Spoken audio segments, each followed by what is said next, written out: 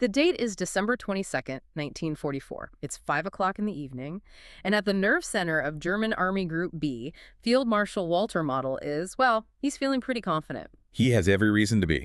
The Battle of the Bulge, Hitler's massive last-ditch gamble in the West, is tearing a huge hole in the American front line. Right. Things are maybe a little behind schedule, but the plan is working. The operational safety margin feels intact. And then, in a single moment, all of that confidence just evaporates. A signals officer brings in a fresh intercept, an American transmission, and the information it contains is, well, it's just not possible. Not possible according to what? According to every rule of military logistics and doctrine, it says that American armor, specifically with Third Army markings, that's Patton's army, is engaging German units near a town called Martelange. And Martelange is just 20 kilometers south of Bastogne. Exactly, 20 kilometers. And you have to understand, the German staff map, updated just 2 days before, showed those same divisions 100 miles away to the southeast, bogged down fighting at the Siegfried Line. 100 miles. So in this deep dive, our mission is to unpack that logistical impossibility. And we're drawing heavily from the analysis we found on the Hidden Front History channel, which really focuses on this exact moment. The moment German certainty just died in the Ardennes. It really is a fascinating study in velocity versus doctrine. You see, the whole German plan, Operation Watch on the Rhine, it rested on one single critical piece of math. A time calculation. A time calculation. Yeah. The guaranteed 7-day buffer. They were absolutely certain that geography, the winter weather, and just conventional Allied logistics would give them a full week before any major counterattack could possibly materialize from the south. But Patton took that 7-day buffer. And he crushed it. He crushed it into a shocking, absolutely devastating 72 hours. So the core question for us today is how? How did he pull this off? Why was the German High Command so completely blindsided? And what were the immediate cascading consequences for the rest of the war? We're looking at a moment where an entire offensive was checkmated by one thing. Sheer relentless speed. Let's get into it. To really feel the shock that Model must have felt on December 22nd, we have to rewind. We need to go back 3 weeks to the war room in Berlin. Right. This is where Hitler lays out the plan for his commanders. And this isn't just some local counterpunch. This is a full-blown strategic offensive. Oh, absolutely. The grand design, as they laid it out, was audacious. The main target was Antwerp, the massive supply port the Allies had just captured. And the idea was to punch through a weak spot in the American lines, the Ardennes, split the British and American armies, and then drive for the coast. And a key part of that was seizing the town of Bastogne. It was a critical road hub. You couldn't move an army through that region without controlling Bastogne. So this whole thing is built on a very strict timetable. Incredibly strict. General Alfred Jodl, the operations chief, he laid out these phased objectives. And they weren't suggestions, they were ironclad requirements. Because it was a race against Allied reinforcements and especially Allied air power. Exactly. The breakthrough had to happen by December 17th. Bastogne absolutely had to be taken by the 23rd. And the most important deadline of all, securing the crossings over the Meuse River by December 27th. Why was the Meuse so critical? The Meuse was the last major geographical barrier before Antwerp. If they crossed it by the 27th, they would effectively trap all the Allied armies in the north, cut them off from their supplies. It could have been another Dunkirk. But if they didn't cross it by then the whole German force would be stuck in a salient, a bulge, vulnerable to a massive counterattack from all sides once the Allies got organized. Okay, so that brings us to the commander on the ground, Field Marshal Model. He was known for being a realist, a pragmatist. Very much so. And he was laser-focused on the one thing he knew could wreck the whole plan. Allied reserves coming up from the south. He looks at the map, he sees Patton's Third Army, and he asks the all-important question, how long? How long before Patton counterattacks? Because he knew Patton's Third Army was the biggest, most dangerous mobile force the Allies had available. If Patton could turn north fast enough, the whole southern side of their advance would just collapse. The question wasn't if, it was when. And this leads us to the heart of the German miscalculation, what I call the 7-day guarantee. And this comes from their intelligence branch. Yes, from Colonel Horst Stumpf, head of Foreign Armies West. He's the one who provides the assessment that underpins the entire operation. He basically guarantees them a time buffer. And his assessment is that Patton is completely tied down. Completely. He confirms, with recon reports and analysis, that the Third Army is bogged down in this really difficult, grinding fight in the Saar region against the Siegfried Line. about 90 miles southeast of where the attack is planned. So they see this as a kind of strategic anchor. He can't just pick up and leave. That was the assumption. And then they did the math, the logistical calculation. And this wasn't just guesswork. This was based on standard operating procedure for any modern army. So what does that actually involve? Moving, what was it, 6 divisions? 6 full combat divisions. You're talking about disengaging maybe 120,000 men and something like 20,000 vehicles from active combat. Which takes time in itself. A huge amount of time and staff work. Then you have to turn that entire force 90 degrees.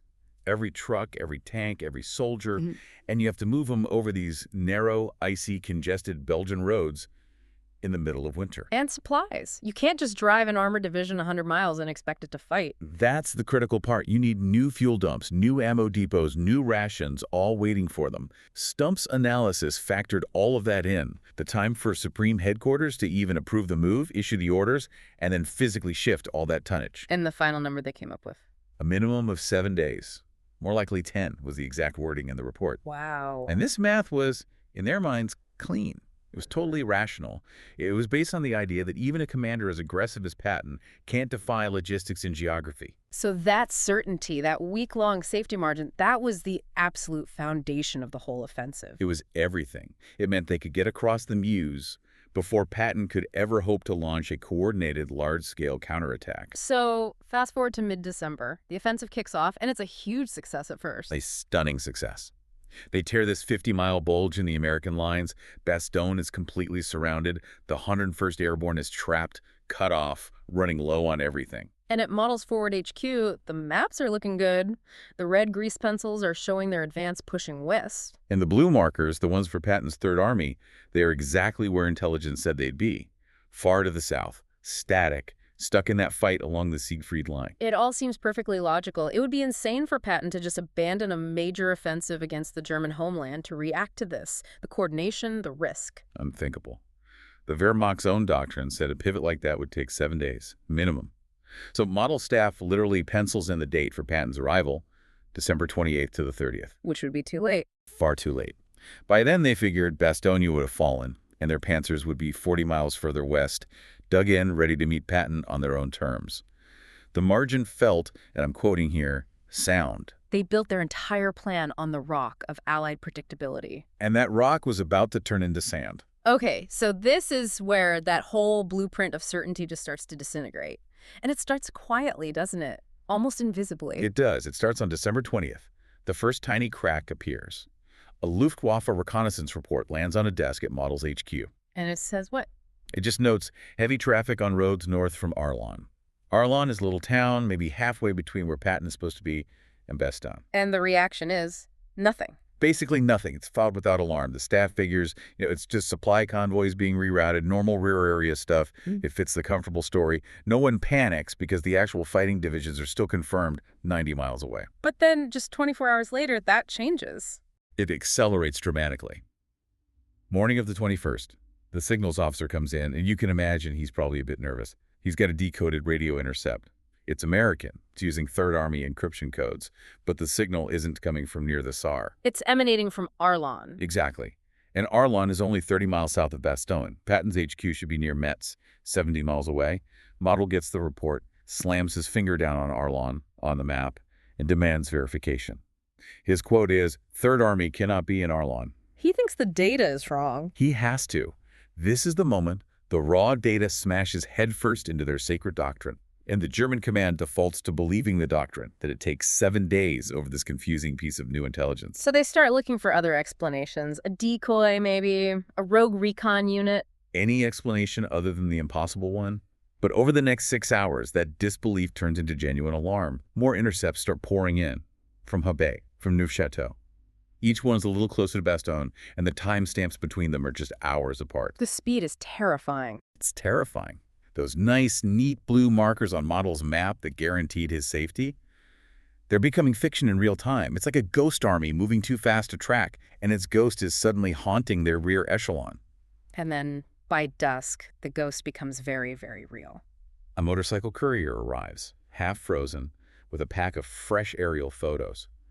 And the accounts say the shock in that command post was physical. The pictures show American tank columns, Shermans, half-tracks, supply trucks, all of them moving north relentlessly on the main Arlon to Bastogne highway. So these aren't just stragglers. No, these are course-level formations in column driving toward the guns. Organized, disciplined, moving with purpose. And Model spreads these photos out on his map table, and the description from a staff officer later was that the first cold edge of doubt settled into the room. The timeline isn't just cracked anymore, it's splintering. And then comes the final confirmation. Evening of the 21st. German recon units south of Bastogne report they are in direct contact. They are fighting American armor. And through radio chatter and visual ID, they confirm the unit. It's Combat Command B of the 4th Armored Division. Patton's spearhead. His dedicated spearhead. Seeing them meant the core of Patton's army was already in the fight. The German staff must have been scrambling to do the math. Frantically. And the numbers just didn't add up. 3 days ago, the 4th Armored was fighting 90 miles away. Now, it's 12 miles south of Bastogne, shooting at their rear guard. So the recalculation is what? The recalculation confirms the impossible. Patton had disengaged 6 divisions, pivoted 90 degrees, and driven them north through ice and snow in under 3 days. 72 hours. Let's talk about how insane that is. You can't just do that. He had to be breaking every rule of logistics. He was. He chose tempo over safety. He completely sacrificed conventional security. Instead of setting up careful, methodical supply depots, he was just stacking convoys bumper to bumper. He was ordering his men to seize fuel from other units' dumps. I read that he used military police at every single crossroads. He essentially militarized the roads. MPs were ordered to stand out there in the freezing snow 24/7, just waving his columns through. And the orders were brutal. Any truck or tank that broke down was to be immediately pushed into a ditch. Just to keep the line moving. Just to keep the velocity. One of Model's own operations officers, looking at the maps, actually tried to rationalize it. He said, "Sir, if he's moving this fast, his flanks must be wide open. He's vulnerable." Which, by the book, was probably true. Absolutely correct, according to doctrine. He was driving his divisions up these narrow corridors with almost no security. He was taking a huge risk. But Model saw the reality. Model saw it instantly. He shakes his head and delivers the line that just destroyed the entire German plan. He looked at his officer and said, "He's not vulnerable. He's here." And that's it. That's the whole strategic shift in 5 words. Patton had already won the gamble. He sacrificed tactical security for strategic surprise. And that 7-day buffer, the entire foundation of Hitler's offensive, had just collapsed into a 72-hour miscalculation. Okay, so by the morning of December 22nd, the evidence is piling up, but German command is they're still reeling. They need that one final, irrefutable piece of proof. They need the smoking gun. And it arrives at Model's new temporary headquarters, just a stone farmhouse, carried by a courier who's described as being frostbitten and exhausted. Which just paints a picture of the conditions. It does.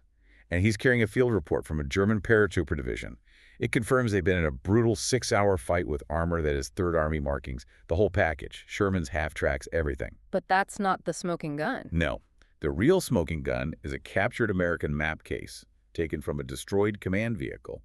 And inside are the operational orders. The actual orders. Signed by Major General Hugh Gaffey, the commander of the 4th Armored Division.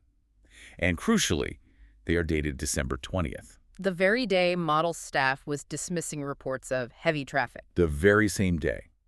And the objective on the orders, written in what the Germans described as blunt English, left 0 room for interpretation. What did it say? Relieve Bastogne attack axis.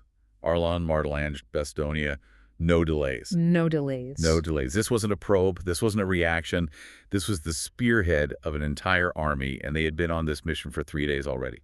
The mood in that farmhouse must have been just grim. You can only imagine. Model has the captured orders spread out on the table. General von Lutwitz, whose Panzer Corps is the one actually encircling Bastogne, is standing there with him. And he sees it immediately. He sees the axis of attack, Arlon to Martelange. It's a dagger pointed right at his rear. And he knows instantly that the window to capture Bastogne hasn't just closed. It's about to be blown off its hinges. This is the moment Model has to get on the phone. He connects to Supreme Command West. And the witnesses said his voice was just flat, stripped of all emotion. He wasn't panicking. He was just stating a new, unalterable reality. And he gives the order. He says, Patton is here. Redirect 9th Panzer Division South, immediate. And that's it. That one phone call erases the 7-day buffer, the 10 days of safety, the ironclad mathematics. It's all gone. That moment, around 5 p.m. on December 22nd, that's it. That's the turning point of the entire battle. It is. The entire focus of the German army in the Ardennes shifts from offense to defense in the space of that single call. And then the tactical news comes in. 30 minutes later, an officer reports that American armor has broken through at Martelange. They are now just 8 kilometers from Bastogne. They'll be there by morning, at the latest. The siege is about to be broken. And that's when von Lüttwitz, looking at the map, delivers the verdict that history remembers. He just says, Patton hat es geschafft. Patton has done it. Patton has done it. And Model, who was known for his cold efficiency, just sort of pauses. He looks at the map, at the path the 4th Armored took, and then at his own units, who have been struggling for days just to close the ring around Bastogne. And he quietly says the crucial line. He did in 3 days what we said was impossible in 7. And the implication is devastating. Now they have to fight on 2 fronts. They have to fight the Americans inside Bastogne, and they have to fight Patton coming up from behind them. It's an impossible situation. So the orders start flying out. A shockwave of new orders. The 9th Panzer Division, a powerful unit that was supposed to be driving for the Meuse, is told to stop, turn south, and block Patton. The 167th Volk Grenadier Division pivots. Fuel trucks are rerouted. And every one of those orders is abandoning another piece of the original plan. Exactly. Every panzer sent south is one less panzer driving west. The offensive stalls. It's no longer an offensive at all. It's a desperate scramble to keep their southern flank from being completely rolled up. The entire operation is now reactive. A battle for survival, not for victory. So Patton's arrival doesn't just save the 101st at Bastogne. It breaks the entire strategic back of the offensive. It does. By midnight on December 22nd, Model knows the campaign is, for all intents and purposes, strategically over. And back in Berlin, at OKW headquarters, they're getting the same picture. Right. General Jodl takes a grease pencil and marks the master map.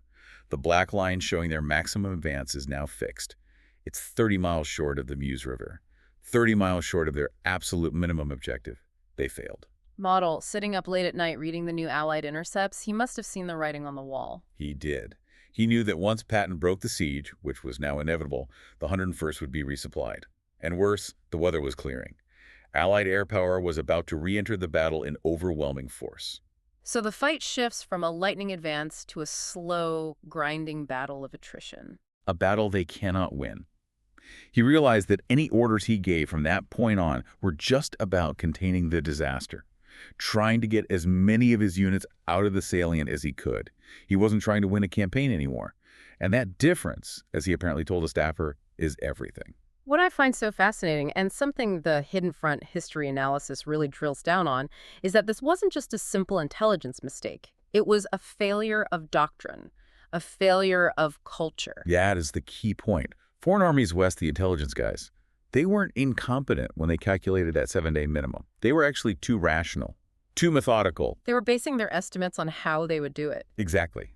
Their calculations are based on Wehrmacht principles. Yeah. You disengage sequentially, you reposition your supply lines methodically, you take at least 48 hours for staff work before a major move. It's all about security and coordination. It's systematic. Yeah. Cautious. It prioritizes preserving your force over raw speed. And Patton just shattered that entire mindset.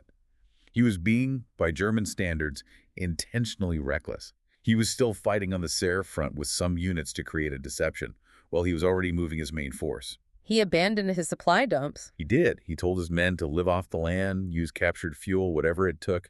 He drove them up those narrow roads with no flank security, risking total catastrophe for one thing: tempo. So their intelligence didn't fail because the data was bad. Their reconnaissance did see the convoys. They saw them, but the analysts just couldn't process it. The data contradicted their fundamental understanding of how a modern army is supposed to operate. No commander in their right mind would sacrifice that much security for that much speed, so the reports must be wrong. It's a classic case of assuming your enemy thinks just like you do. And that assumption created a 7-day error, an error that turned their calculated offensive into this desperate scramble. Patton essentially weaponized tempo. He turned speed itself into a weapon. And that weapon strikes home on December 26th. It does.